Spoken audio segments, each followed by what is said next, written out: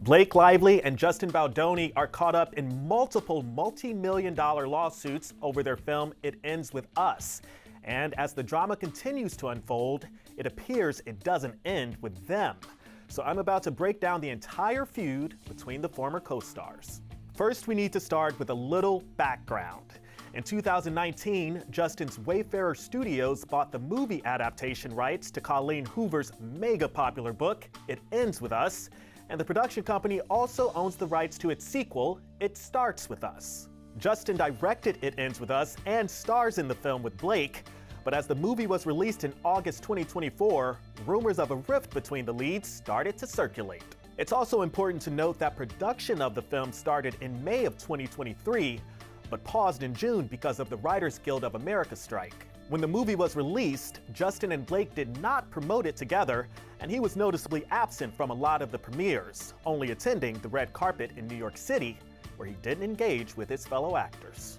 So what happened during the filming, and why are these two at odds and battling it out in multiple lawsuits? Well, it began over the summer when rumors about creative control of the film began to emerge. Page Six was told by a source that the Gossip Girl alum reportedly approved the final cut of the film after clashing with Justin, as she felt it was important to bring more feminine touches to the end result. But while she was a producer on the project, a studio insider told Page Six there were two edits and the studio went with a more feminine edit. Their creative differences could have been further fueled when Blake's husband, actor Ryan Reynolds, seemingly took over the writing for one of the scenes in the movie. During the movie's premiere, Lively told E! News all about it. The iconic rooftop scene in this movie, my husband actually wrote it. Nobody knows that, but you now. But he wrote it. He works on everything I do. I work on everything he does. A source told Us Weekly that the Jane the Virgin star felt hurt and sidelined by Blake for making script and wardrobe changes, saying, quote, "There were two camps on the film, Team Blake and Team Justin. This creative struggle set the tone for the negative experience behind the scenes and grew into them not speaking anymore." Other sources at the time told Page Six that Justin allegedly made Blake feel uncomfortable about her postpartum body. He allegedly asked an on-set trainer how much Blake weighed before shooting a scene in which he had to lift her, sources told TMZ, adding that he has a history of back issues and wanted to know how to properly train to avoid hurting himself. Things on set reportedly became so difficult that Page Six was told that Justin may not return for the sequel, It Starts With Us. And at the New York premiere, he spoke with Entertainment Tonight, sharing his thoughts about the sequel. I think there are better people for that one. Justin! I think Blake Lively's ready to direct. That's what I think. Justin later enlisted the help of veteran PR crisis manager Melissa Nathan amid rumors of drama, The Hollywood Reporter confirmed. And while the speculation began to grow, people started sharing encounters they had with each actor online. In the wake of this fallout, awkward interviews have resurfaced of Blake, including this 2016 clip of her and her Cafe Society co-star Parker Posey, speaking to reporter Kirsty Flaw, who shared and titled it, "The Blake Lively Interview That Made Me Want to Quit My Job." First of all, congrats on your little bump. Congrats on your little bump.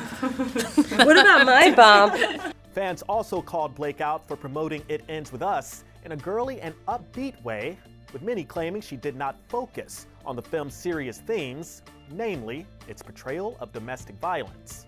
She was also criticized by social media users for focusing on fashion, her newly launched Blake Brown hair care line, and her husband Ryan's Deadpool and Wolverine movie while promoting It Ends With Us, which many thought overshadowed the film's depiction of abuse. Grab your friends, wear your florals, and head out to see it. Meanwhile, Justin did press alone, and despite no other cast members joining him for interviews, as they did with Blake, fans were quick to point out that he did address the movie's dark side.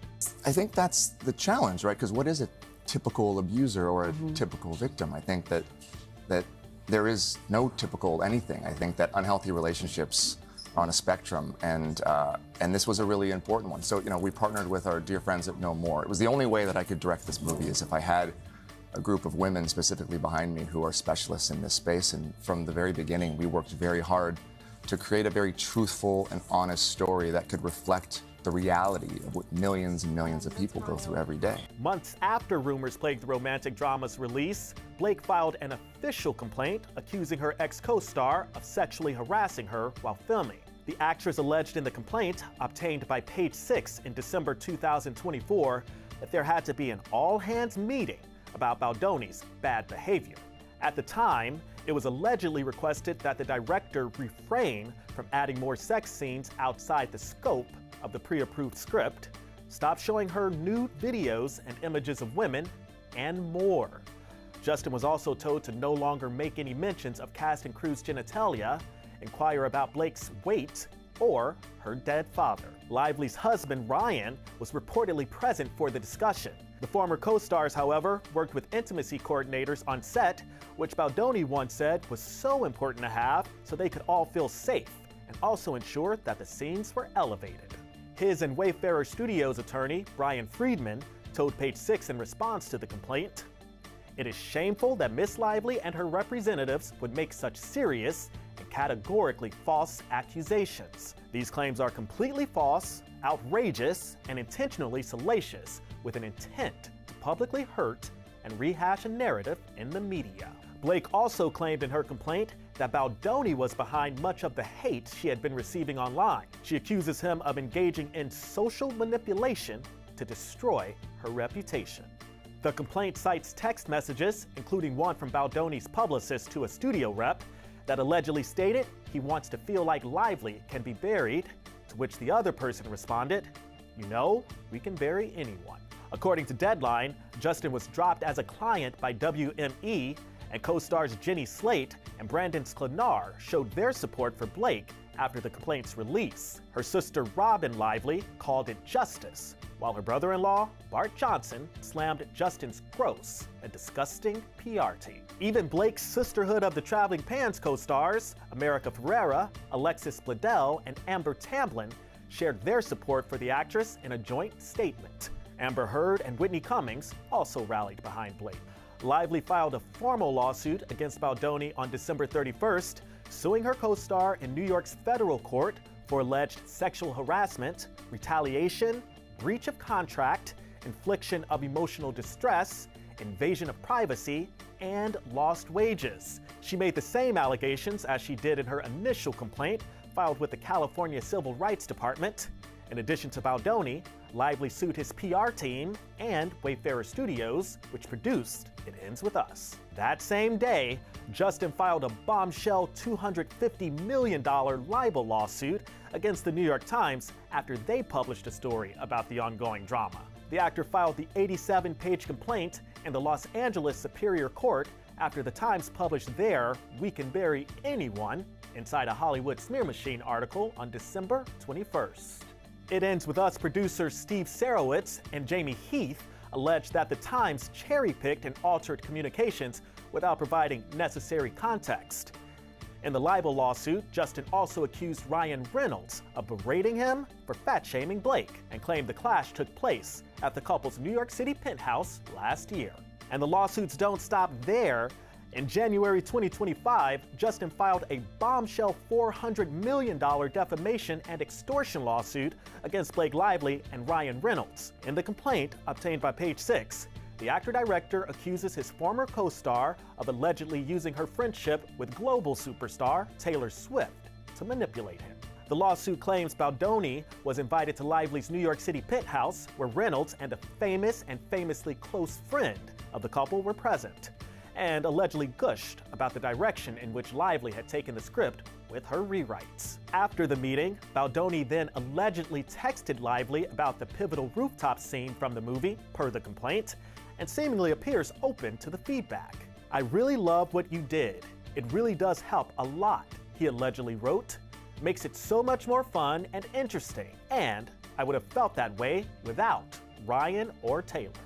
Lively then goes on to gush over Reynolds and Swift, calling them absolute titans as writers and storytellers, adding, "I'm so lucky to have them as creative barometers, and that they are her dragons who protect her in her battles." However, Baldoni's attorneys now argue that their client felt obliged to text Lively to say that he had liked her pages and hadn't needed Reynolds and her mega celebrity friend to pressure him. saying, quote, "The message could not have been clearer. Baldoni was not just dealing with Lively, he was also facing Lively's dragons, two of the most influential and wealthy celebrities in the world who were not afraid to make things very difficult for him." He also gave a behind-the-scenes look at his experience during the It Ends With Us New York premiere, claiming he and his loved ones were held in a room during the event. Justin shared a photo of himself posing with his family and friends in a windowless basement. Baldoni's lawsuit also addresses the allegations Blake made in the initial California Civil Rights Department complaint. Blake's legal team clapped back, saying in a statement to Page 6, "This latest lawsuit from Justin Baldoni, Wayfarer Studios, and its associates is another chapter in the abuser playbook." Adding, "This is an age-old story. A woman speaks up with concrete evidence of sexual harassment and retaliation, and the abuser attempts to turn the tables on the victim." With 3 legal cases still in play, new information about what happened on the set continues to come to light, including behind-the-scenes footage from the film and text messages between Baldoni and Blake circulating online. We will keep you up to date with the latest details at page6.com.